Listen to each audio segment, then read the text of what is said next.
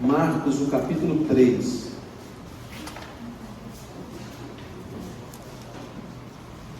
Nós estamos em uma série denominada de Milagre, eu preciso. Milagre, eu preciso. Se perguntar para qualquer um de nós aqui nessa noite, uma área da nossa vida que precisa de um milagre, todos nós teremos uma área para apresentar. Todos nós precisamos de um movimento sobrenatural da parte de Deus, porque nós vivemos num mundo caído, nós vivemos num mundo quebrado pelo pecado, e esse mundo que está quebrado leva dificuldades à nossa vida cotidiana. Ora nós necessitamos de um milagre por questões que nos afetam do lado de fora, ora nós necessitamos de um milagre por causa de situações que às vezes são frutos de má administração ou escolha. O fato é que todos nós temos alguma área da vida que precisa do toque sobrenatural de Deus. E talvez o mês de julho seja uma oportunidade para você ser tocado sobrenaturalmente por Deus. E eu quero começar com aquele tema ali. Você consegue ler o tema? A mão e o coração. A mão e o coração. O que é isso, né? Isso é bíblico? Vamos lá.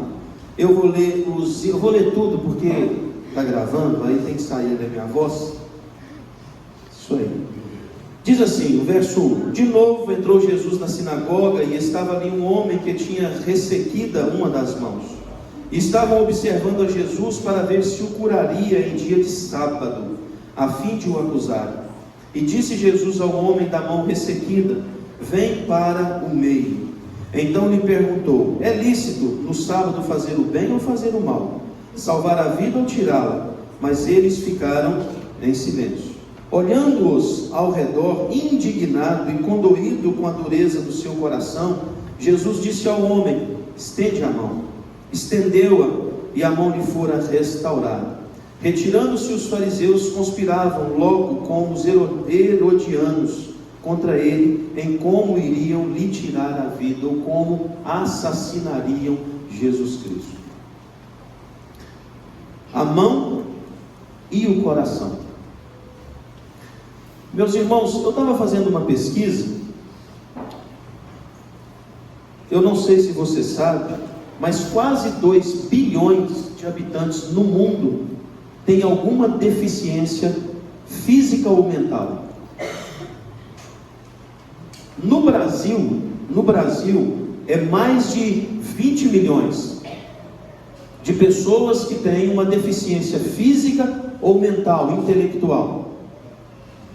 E quando nós olhamos para uma pessoa que tem uma determinada, tem algum tipo de deficiência física ou mental, de longe nós percebemos algumas dificuldades da própria pessoa em conduzir o seu cotidiano, e também algumas deficiências que trazem prejuízos para quem está à volta, às vezes os pais, os irmãos, aqueles que mais próximo convivem.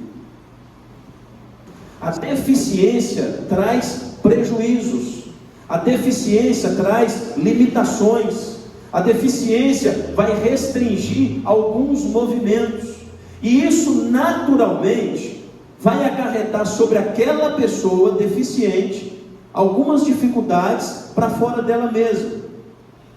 E é interessante, meus irmãos, e você sendo honesto comigo, todos nós temos dificuldades de relacionarmos com alguém que tenha alguma deficiência. Falta-nos jeito, falta-nos paciência e falta-nos às vezes boa vontade. Falta-nos jeito, falta-nos paciência e às vezes falta-nos boa vontade. Quando nós olhamos para esse texto, encontramos um deficiente. Tinha uma mão mirrada, encolhida, não sei se de nascença, ou se isso foi acontecendo ao longo dos anos de sua vida. O fato é que esse moço está com uma deficiência. Jesus Cristo, entra onde ele sempre gostava de entrar para ensinar, a sinagoga, e ele começa ali a declamar, a falar a respeito do reino de Deus. Só que chegou um determinado momento, Jesus traz esse moço para o meio, e esse moço vindo ao meio, Jesus está se adiantando a uma situação que os fariseus iriam trazer a ele, porque se você ler lá em Lucas ou em Mateus o mesmo evento, quem leva esse homem para estar ali na sinagoga no dia de sábado, provavelmente foram os fariseus. Com qual intenção? Isca para pegar Jesus e ter o que condená-lo à morte. Mas Jesus se antecipa, e Jesus traz o moço ao meio, e quando ele traz o moço ao meio, ele que faz a pergunta: é lícito salvar uma vida aos sábados ou não? É lícito curar alguém aos sábados ou não? E aí eles ficaram em silêncio. Mas eu fico pensando na fisionomia daqueles homens. Sabe, aquela fisionomia do predador observando a sua presa? Já viu? Eu gosto de ver, eu não sei porquê, nem mal eu sou. Eu não posso ver sangue que eu saio correndo. Se alguém falar que tem uma briga ali, eu já saio correndo para cá. Mas eu gosto de ver os leões, as leoas, que observam calmamente as suas presas, e quando menos se espera, dão aquele bote certeiro. Assim os fariseus estavam, predadores, maus, diabólicos, só esperando para ver o que Jesus faria depois dessa pergunta. E Jesus mais uma vez se antecipa. E Jesus, vendo a dureza e a maldade do coração deles, agora graciosamente olha apenas para aquele paralítico, para aquele deficiente, e dá uma ordem. Ele pede para que aquele homem estendesse a mão. E aquele homem, quando estende a mão, não sei até qual nível, não sei até que altura, eu sei que ele faz um movimento, e esse movimento feito em direção a Jesus já foi suficiente para uma mão mirrada conseguir agora ter todos os movimentos naturais. Porque quando Jesus chama alguém para vir ao meio, ele vai dar uma ordem, dando uma ordem, milagre vai acontecer. É sempre assim que acontece nas Escrituras. Jesus, e eu vi isso e achei sensacional, lendo, Jesus, por muitas vezes, fugiu da multidão, mas Jesus jamais deixou uma única pessoa que o procurasse, ou que dependesse dele, voltar para casa de mãos vazias. Jesus fugia da multidão porque ele não queria o glamour, ele não queria sentar em trono terreno. Agora Jesus era agraciador dos necessitados, daqueles que estavam sofrendo. E aí, meus irmãos, quando isso acontece, quando esse milagre acontece, olha os homens maus, os predadores, se retiraram como serpentes, e em uma reunião privada começaram a arquitetar qual seria a forma que eles iriam encontrar para matar Jesus Cristo. Mas o fato aqui, meus irmãos, é que Jesus vai ser morto mesmo, pela bondade, pela generosidade. A gente já sabe da história, cantamos, e a gente até lembrou aqui através do pão e do cálice. Mas o que eu quero trazer ao nosso coração é o fato da deficiência. A deficiência quando se depara com Jesus Cristo. O problema aqui nesse texto, o problema nesse movimento, são as restrições emocionais na vida desse moço. Esse moço não tinha suas emoções saudáveis.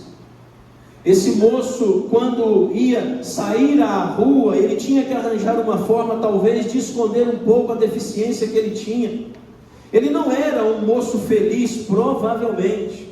Por quê? Preste atenção. No nosso tempo, nos nossos dias, existem leis que amparam um deficiente. Existe, por exemplo, uma lei que toda grande empresa que tem 100 funcionários acima precisa, a cada 100, dar um lugar para um deficiente trabalhar ali. Naquela época, tinha nada disso. Naquela época, esse moço tinha suas emoções abaladas. Esse moço tinha também restrições sociais, ele não podia trabalhar, ele não tinha condições, ninguém naquela época ia querer contratá-lo. para que contratar um deficiente se eu posso ter uma mão de obra perfeita? Esse moço tinha problemas sociais na área do ir e vir. Ele não podia entrar em todos os lugares. Ele carregava consigo a maldição de Deus. Ele não podia entrar no templo. Ele entrava na sinagoga, no templo jamais. Porque naquele período, alguém que tinha uma deficiência era tido como alguém que carrega a mão pesada de Deus. E ninguém quer ficar perto de alguém que carrega a mão pesada de Deus. Esse moço tinha restrições também espirituais. Se ele não podia ir ao templo, ele não podia sacrificar. Não podendo sacrificar, não tinha perdão de pecados para ele. Aí então ele ficava nessa encruzilhada. Quem eu sou nessa história? E você vai ver que essas restrições trouxeram para ele dificuldades das mais diversas. Aí você olha para o nosso tempo, você olha para uma reunião igual a essa e você pergunta assim: qual a semelhança? A semelhança, meus irmãos, das restrições. Talvez não pela mão mirrada, mas talvez por uma situação existencial, você não está conseguindo conduzir a sua vida da forma que você gostaria. Alguma coisa transformou-se em entulho na sua trajetória. Seja uma questão pessoal, seja uma questão relacional, seja uma questão financeira, ou seja, até mesmo uma deficiência física, uma enfermidade que chegou. Pode ser algo espiritual. Você quer ler mais a Bíblia, você quer orar mais, você quer participar mais das coisas da igreja, você sonha com o ministério, em liderar uma das nossas células, mas alguma coisa está travando você. Alguma coisa se transformou em possibilidade dos outros apontarem o dedo e dizer: não dá conta, é pouco, ele não vai ir para frente. Essa ideia de que muitas vezes o passado aprisiona o nosso presente e não nos permite romper para o nosso futuro. Quantas pessoas, meus irmãos, machucam outras porque estão agarradas a coisa que aconteceu há 20, 30 anos atrás. Às vezes situações que já poderiam ter sido vencidas na nossa memória se transformam em restrições para nós. Eu fiz uma prova para eu tirar carteira lá na autoescola, mas eu tomei um pau, agora traumatizou o meu coração, a minha emoção não dá conta mais de entrar naquele carro. Pelo amor de Deus, se tem uma nova oportunidade, a gente precisa entender que é para abraçá-la, que é ir à frente, mas muita gente para quando alguma coisa dá errado. Tem questões também, meus irmãos, causadas por más administrações financeiras. O nosso tempo é complicado demais. Às vezes a gente compra mais do que é necessário, às vezes a gente coloca, como diz o ditado lá em Pedra Bonita, a gente coloca o boné onde depois o braço não alcança, e aí então a gente não dorme. Se tem uma coisa que tira o sono com facilidade, é dívida. Se você tem uma dívida e não sabe onde vai tirar o dinheiro para quitá-la, para saná-la, meus irmãos, que complicação! O travesseiro é a pior das companhias. Agora, meus irmãos, quando nós olhamos para o texto bíblico, a gente encontra graça, a gente encontra favor de Jesus Cristo. Jesus Cristo atrai esse moço, não para o centro daquela reunião, mas ele atrai aquele moço para o centro da sua vontade. Ele atrai aquele moço para aquilo que somente ele poderia fazer. E aí então, quando ele cura, quando essa mão é sarada, os problemas existenciais desse moço, do momento, são sanados, são vencidos. Agora, ele não tem mais, fisicamente, o problema de ter que esconder. Agora, ele não tem mais a dificuldade de ir atrás de um trabalho. Ele está apto a qualquer tipo de trabalho que dê a ele condições de cumprir as tarefas. Ele pode se relacionar. Talvez depois daqui esse moço encontre uma namorada, talvez ele se case, ele constitui família, mas até então era complicado para acontecer isso. E o melhor de tudo, meus irmãos, é ele poder sacrificar e adorar a Deus. É ele poder levar o sacrifício ao templo e ele ter o perdão dos seus pecados.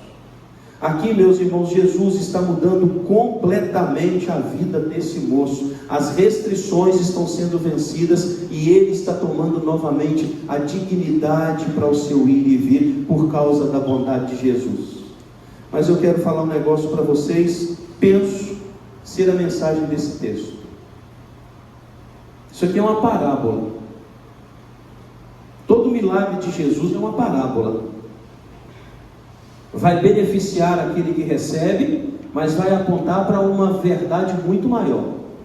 E aqui, o que está acontecendo, meus irmãos, é o seguinte: Jesus colocando os fariseus no seu devido lugar. Por quê? Porque o que está em jogo aqui é o dia de sábado, é um rito, é a religião morta, é a religião que julga e condena. É a religião que não permite abraços, que não permite sorrisos. É a religião que em momento algum se abre para o risco, porque em todo tempo ela tem que ser respondida à altura do seu legalismo. É uma religião que massacra. É uma religião de dogmas humanos que os humanos não dão conta de satisfazê-los. Aqui o que Jesus está mostrando para esses homens quando ele faz a pergunta: é lícito salvar a vida ou curar alguém no dia de sábado? As mãos representam aquilo que a gente entrega, as mãos representam aquilo que a gente faz, as mãos representam a possibilidade do abraço. As mãos muitas vezes não são percebidas por nós porque a gente as usa de forma muito natural. Faz parte do nosso corpo. Então eu pego essa garrafinha, levo à minha boca e tomo água. É natural. Eu pego uma caneta e assino o meu nome e eu nem presto atenção nisso.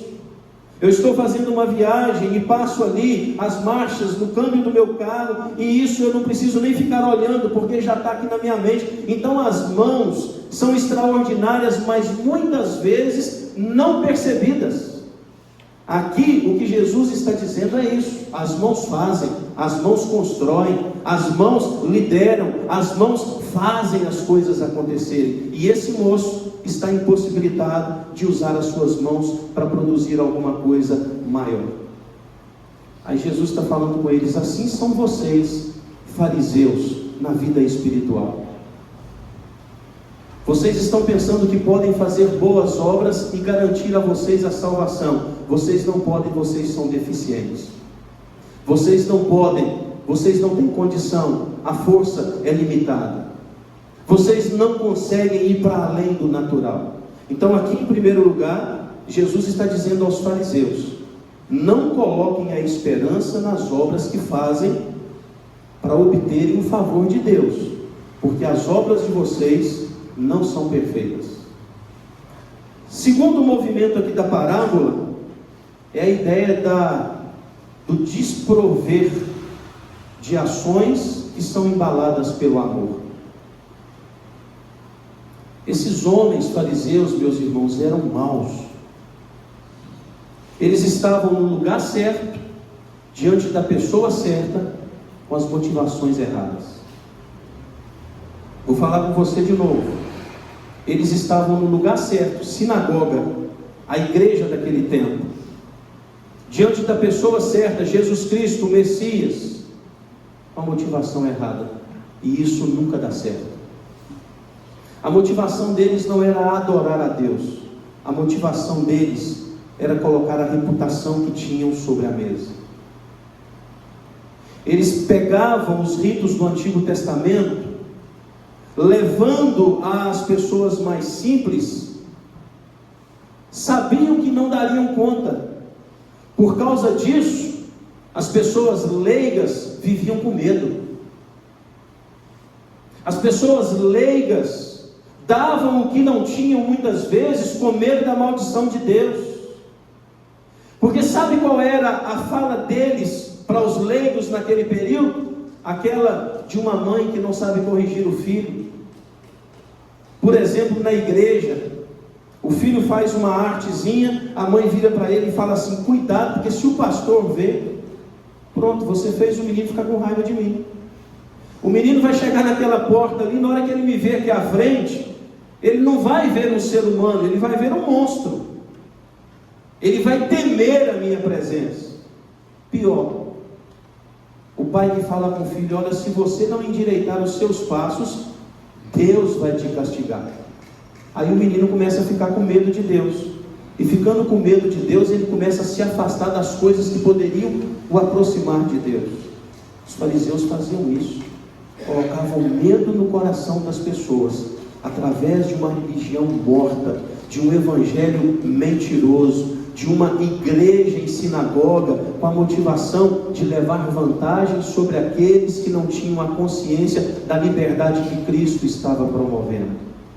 E aí Jesus, então, meus irmãos, ao curar aquele moço, diz aos fariseus o seguinte: eu, e somente em mim, é possível alguém fazer uma obra, e esta ser embalada pelo amor, e essa glorificar o nome do meu Pai. E você pode me perguntar assim: mas no nosso tempo não é desse jeito? Será que não? Será que não precisamos tomar cuidado também? Porque às vezes, meus irmãos, nós estamos vendo uma religião também da morte, religião da troca, da barganha, religião de ver o que vai ser entregue para ver o que vai ser recebido. E nós olhamos para Jesus e em momento algum Ele traz essa possibilidade para nós. Eu concluo dizendo para vocês o seguinte: Jesus, quando cura esse moço, Ele está afirmando para mim e para você nessa noite duas coisas: que Ele tem o poder e o amor para curar todas as nossas limitações. Não há uma restrição que eu e você estejamos vivendo nesse presente momento que Jesus Cristo não possa nos chamar para o meio dessa reunião e saná-las de uma vez por todas. Mas uma outra coisa é que nós devemos viver, e aqui é o ponto alto: nós devemos viver para realizar boas obras que beneficiam o próximo e não deixar nada ser mais importante que a produção da alegria. Cura-se o braço e o moço tem toda a possibilidade de uma vida normal, mas ele deveria saber disso. A partir de agora você está curado para que você possa curar outros. A partir de agora você foi abraçado pelo amor para que você seja o amor que abraça. A partir de agora você foi restaurado, seja um restaurador. Essa é a parábola desse texto aqui. A vida de forma natural, meus irmãos, pode trazer restrição para mim e para você. A Isaura tem uma... é irmã? A irmã da Isaura está com uma filha lá em Manhuaçu. Nessa semana nasceu o Ravi, sobrinho da Isaura, sobrinho em 2º grau da Isaura.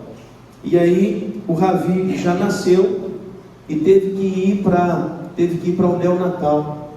E ele já teve que de imediato ter atendimentos, ter ali alguns procedimentos especiais. E a mãe do Ravi também teve um tempo complicado na hora do parto.